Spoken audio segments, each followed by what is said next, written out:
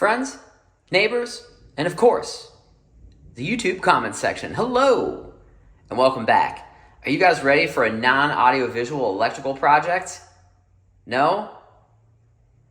Okay. Anyway, today we're installing some new light switches, a new receptacle, and wait for it, one more light switch. Because why have Decora when you can have Adorne?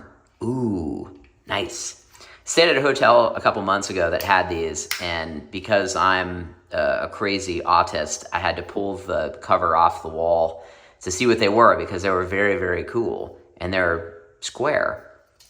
And I ordered the little LEDs on the back, so I started to install these things and thought to myself, you know, I have to make YouTube content on these because, you know, what will we do if there's not YouTube content? So I've never installed these before, so I figured let's go on a journey together. So basically, the way that this stuff works is they have these frames. So you basically mount the frame to the wall and you insert this guy into the frame, and then there are little screw terminals on the back. So, I mean, again, it's a light switch. So, you know, there's only so many ways that it can work. But I just think that the visual aspect of them are very, very cool. The plugs are really cool, too. Pardon our mess. We're in the middle of a remodel of our bathroom and closet. And for those of you who missed that video, check the upper right-hand corner of your screen and you can see where we're at in the project. So we have a 3-gang that's going into the bathroom that looks like this. This one has the cover, and then it has another back plate like this, which is pretty cool. And then this is what the plug looks like. So, I mean, you know, real funky looking. So, you know, for those of you who want something that's just a little bit different from a duplex, a Decora, or anything, check out the Adorne. So, all right, let's get moving. So obviously, the first thing that we want to do is take our little tick tester and make sure that we are not getting any voltage in here.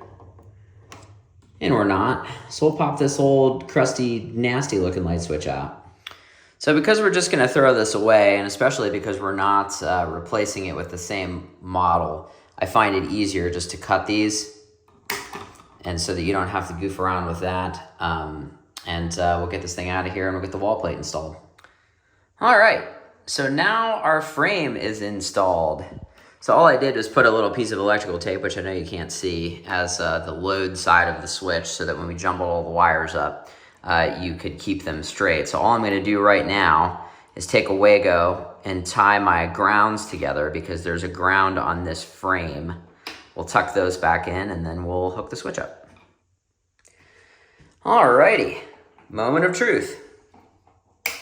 All right, the nightlight works. So there we go.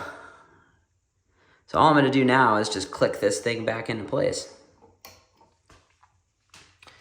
So the light switch is installed. Power is out. My only recommendation is don't follow the instructions.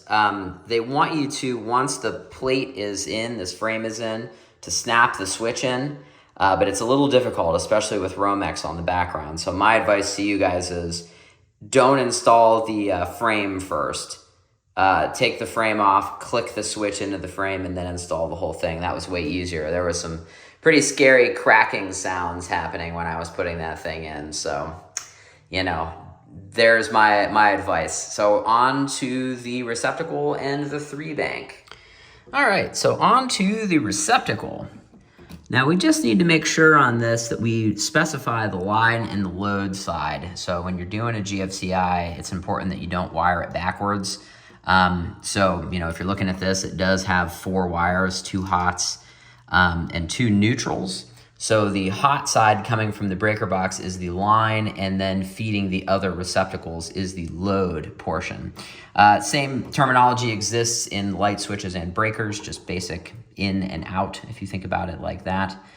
So again, what we're gonna do here is, what I like to do is just put a little piece of E-tape on the hot side, on the line side. So if and when these wires get all jumbled up, when we pull this thing out of here, we know the difference.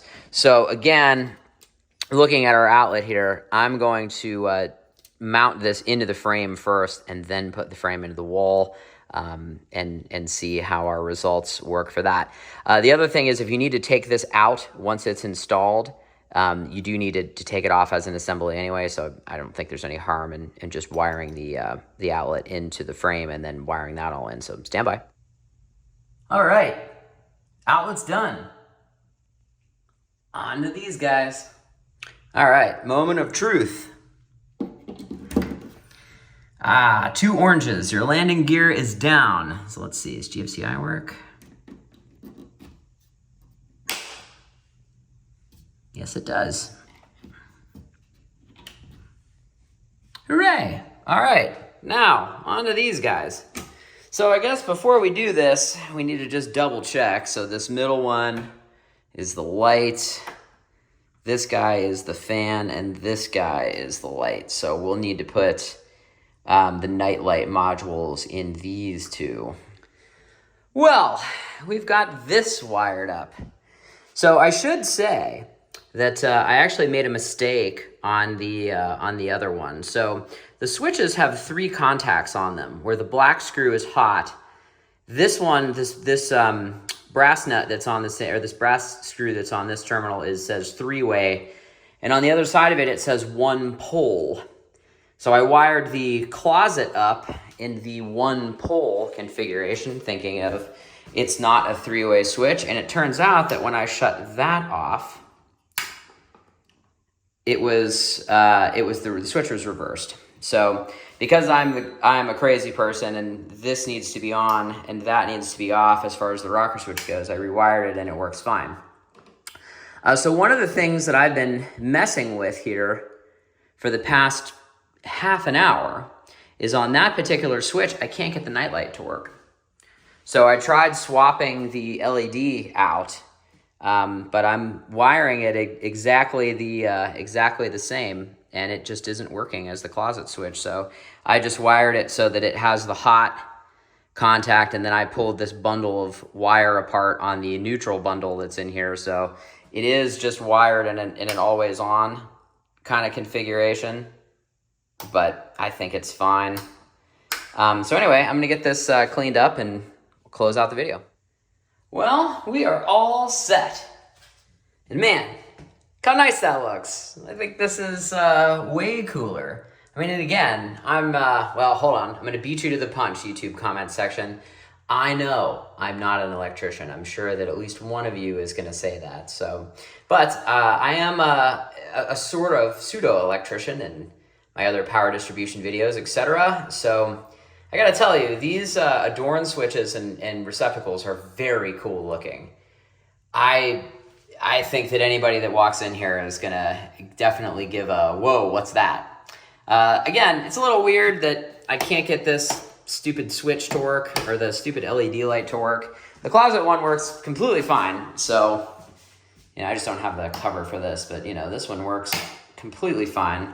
Why this one has to be always on is kind of a bummer, but hey, that's the way she goes. So I don't know. I have to assume that there's probably something wrong with the switch. So I just don't really care that much because it's like $10 for that LED, and I'm burning daylight here because I have that to load back into our closet. So anyway, thanks for watching. If you have any questions, leave a comment, which I'm sure you will. But anyway, catch you on the next one. Bye.